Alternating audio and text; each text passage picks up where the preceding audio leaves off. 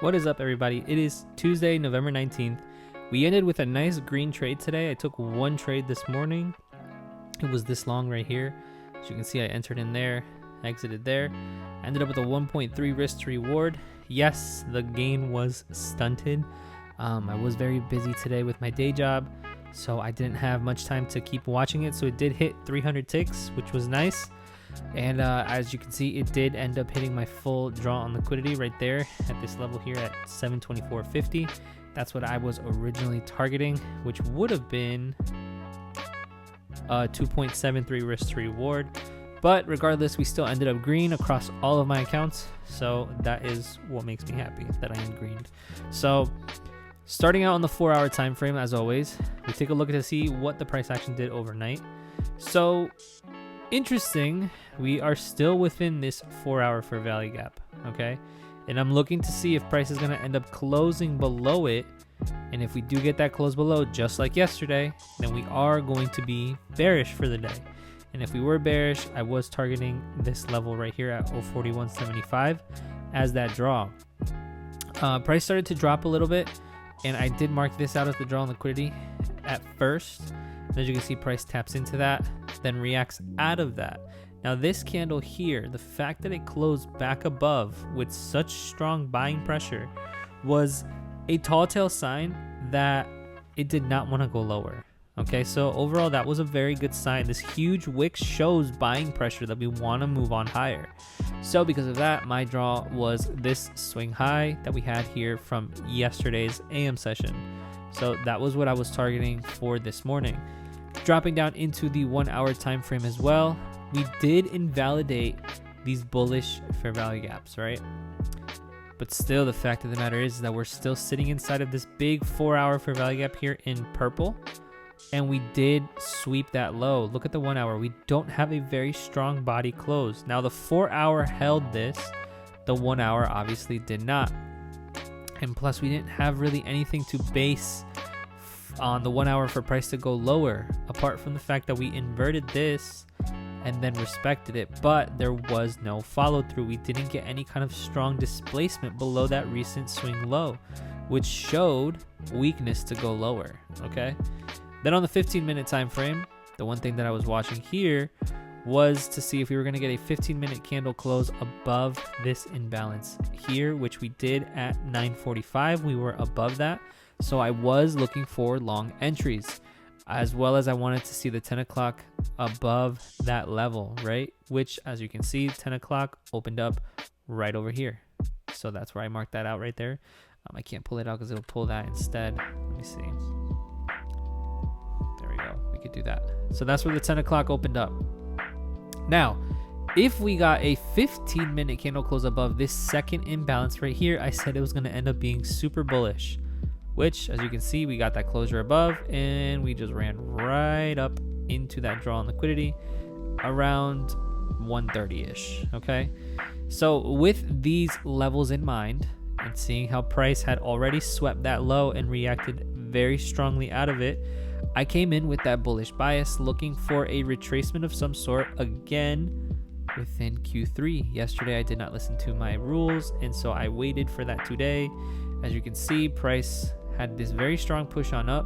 Now, quarterly theory didn't really work so much on the microcycle here because we had this big move on up, and then we still continued to move on up, and then we accumulated pretty much for the last 2 quarters, and then towards the end of it is when we started to just continue moving on higher. When price wants to move so aggressively to one area, we don't usually get the alignment of the cycles, apart from the fact that for the day we did, right? We had accumulation for the New York AM session, manipulation below the London low into a higher time frame fair value gap. We displaced out of that and distributed higher and had continuation for the AM session. So overall, this too was adding into the confluence of wanting to be bullish.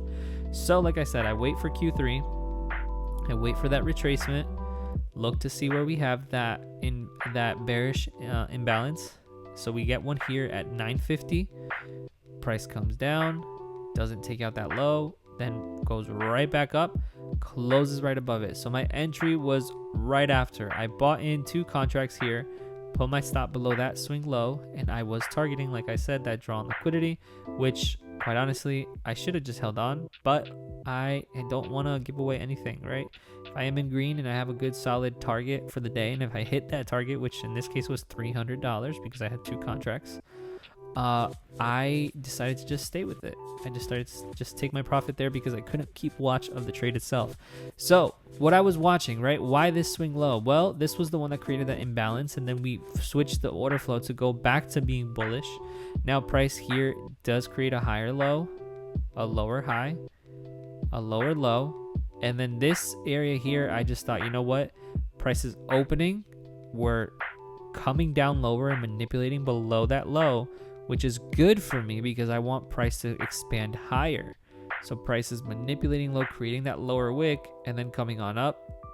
Still some little bits of manipulation still here. We're manipulating up, we're manipulating below, and then price then continues to move on up. I see this bullish imbalance get created, and I wanted to make sure that it stayed respected. If it got disrespected, then I would start to consider closing out my trade, but it didn't, right? We have price moving into it, expands out of it, continues to move on higher, creates a bearish imbalance. I want it to inverse. As you can see, I said inverse this, and I made my position break even once we hit that swing high right there. So that was a good place to do it because it moved my stop to break even, and the price never came back down. So we see that this got inversed, continue to respect bullish order flow. Any kind of bearish imbalance that gets created again starts to get invalidated quickly. Bullish ones are being respected right there. There's a small one that got respected by this candle. Here we get another one, slight invalidation of it, but we create another bearish one that then goes back to being invalidated. So continuing that bullish order flow. Now here we start to get more of a pullback, and then again, any kind of bearish imbalances. These are other entries you could have taken. This was one that I saw right before it hit that draw on liquidity. I was already out of the trade. I had so much work to get done. I just quickly looked at the chart and I was like, oh yeah, that would take that one. Why? Because of the fact that there is another bearish imbalance right there, and we are so close to that draw on liquidity. So as you can see, you market order in, minimal drawdown, and boom, hits that high. Now I'm going to give you guys a little treat because I actually took a look at MES today as well. And this is the trade that I would have taken. I did not take it though because I'm still looking to see if MES offers better risk to reward. As you can see here, NQ gave me a 1 to 2.7. MES gave me a 1 to 5.27. Same thinking though here on MES. We sweep that low into that higher time frame fair value gap. Price wants to move on higher, it seems, right? We do get a 10 o'clock, or sorry, not on 10, not on the 1 hour, I mean on here on the 15-minute time frame. We do move on higher. We have a small 15-minute imbalance right here that gets invalidated right into the open. Price is just showing strong confirmation to go higher. We have a 15-minute bullish imbalance right here that price taps into. Dropping down to the 1 minute time frame, you can see that we do get that retracement here on the 1 minute in Q3, creates an inversion fair value gap right there. Price is, when it closes up here, it creates that inversion. You can enter in right there, put your stop below that low, and price barely is in drawdown, and it quickly starts to move on higher. And as you can see, this was more of a straight shot up, so it just worked out a lot better. And this one as well, also at 1:30, got tapped into its full take profit, which was the same swing high from yesterday that we have here in the AM session. So I like that ES created a better risk to reward play.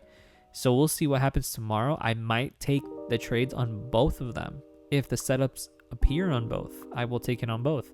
I'm going to try to start doing that, see how that goes, because it's 2 days in a row now that I like the way ES moved. I feel like it moved a little bit better than NQ, but we'll see. Hopefully you guys didn't end up red today. Hopefully you guys caught some of these trades. Some of you guys did DM me and tell me that you took these trades as well when I posted it to my Instagram, so I'm proud of you all for that. And yeah, we will see how tomorrow goes. And tonight is day 1 of the boot camp for the people who have signed up. It's still not too late. Go to my TikTok or my Instagram, click the link in my bio. You can sign up. That is available. I'm closing the signups at the end of the week because we will already have been 2 classes deep, and I feel at that point it is hard to keep up with the rest of the group. So until next time, guys, I will see you all later. Peace.